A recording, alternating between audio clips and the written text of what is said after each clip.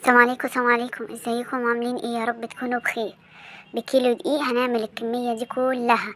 هنعمل الفاش بتاع الافران، هنعملوه بيتي في البيت بطريقة سهلة وبسيطة ومقرمش.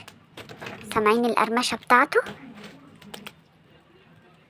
وهينجح معانا من اول مرة. بجد طريقته سهلة وبسيطة. ويلا نبدأ. بسم الله الرحمن الرحيم. هنحضر محلب. العلبة دي بنجيبها من العطار، وهحط معاهم 4 معالق سمسم عشان يتطحن معانا بالشكل ده. هنطحنهم لحد ما يبقى بودرة بالشكل دوت. وهنحضر كيلو دقيق وهننخله كويس، وهننزل عليه بالمحلب والسمسم بالشكل ده. هنحط معلقة ملح صغيرة على الدقيق بالشكل دوت. وهنحضر الخميرة. هنحضر 2.5 كوب لبن على مية، ولو حابين تعجنوا بالمية بس ممكن. وهنجيب كيس خميرة نفضيه كده على اللبن والمية. واهم حاجة في الوصفة الكركم. هنحط معلقتين مهرمين كده كركم، ونص كوباية سكر، وندوبهم كده مع بعض. اهم حاجة نتأكد ان الخميرة بتاعتنا كويسة. هنعجن بيها على طول. وهنا هنحط نص كوباية سمنة على زيت. هندوب السمنة مع الزيت وننزل بيها على الدقيق، وبعد كده نحط الخميرة باللبن ونعجن المكونات كده على بعض.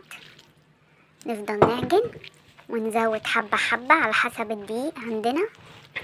ممكن ياخد مية اكتر او لبن اكتر من 2.5 كوب. انا هنا زودت نص كوباية مية لانه شرب اللبن كله. وهنفضل نعجن بالشكل ده. اهم حاجة في الوصفة ان احنا نعجن كتير. كل ما نعجن كل ما هنلاقي نتيجة جميلة في الاخر.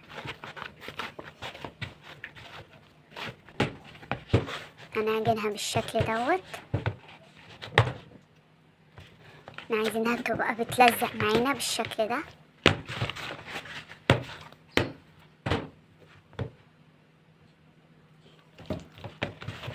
وهنلمها اخر حاجة بحبة زيت.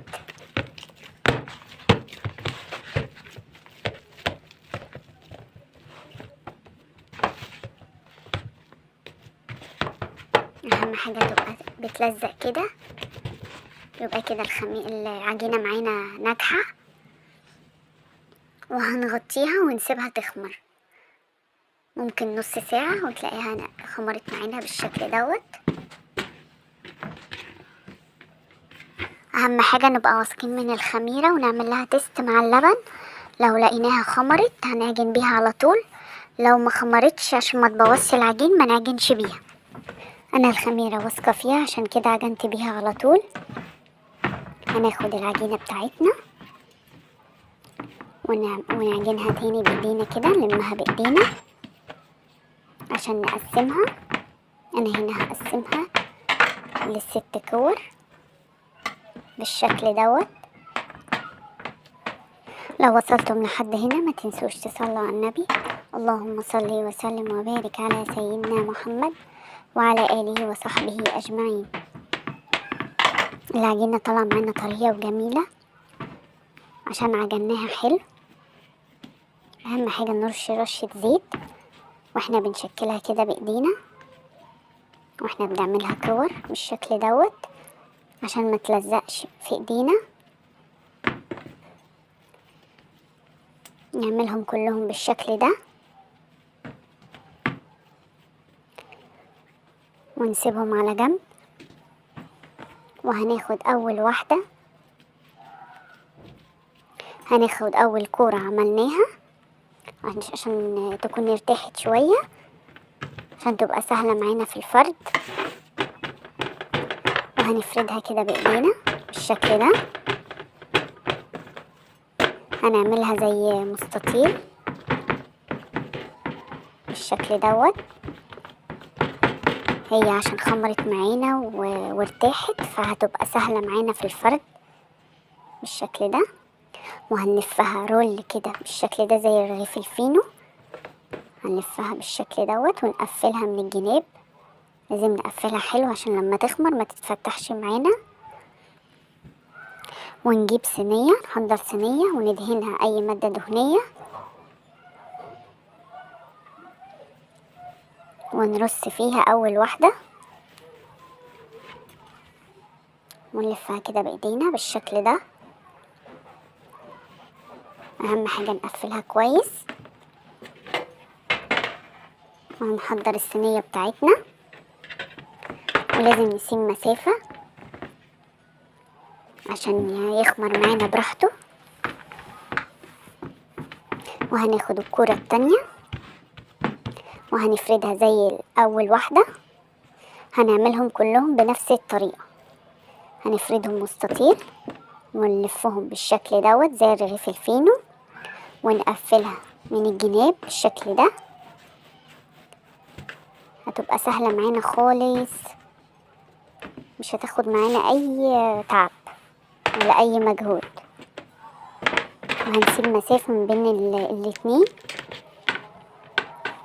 هنرصه رصة كده حلوة في الصينية عشان لسه حجمه هيتضاعف. وهندهنه دهنة خفيفة من الزيت بالشكل دوت. دهنة الزيت دي هتخليه ملزقش في بعضه. وهنحط عليه كيسة عشان لسه هنسيبه نص ساعة تاني يخمر بالشكل دوت. وهنكمل الكمية كلها، هيبقى سهل معاكي في الفرد خالص، مش هياخد وقت معانا. وهيرمي كمية كبيرة، الكيلو هيعمل كمية كبيرة. والفايش ده بقى ملك السقسقة، واحنا في الشتاء بنحب نسقسق في الشتاء. كوباية شاي بلبن بقى، كبار وصغيرين بيحبوا الفايش بالشاي بلبن. انا اولادي ما بيرضوش يشربوا شاي بلبن غير بالفايش. كل ما تكون العجينة مرتاحة معانا هتبقى سهل معانا في الفرد. وهنقفله بالشكل ده هو كمان، ونحطه في الصينية وهنسيبه برضو يخمر بالشكل ده. الكيلو الدقيق عمل معايا 6 رغيفة.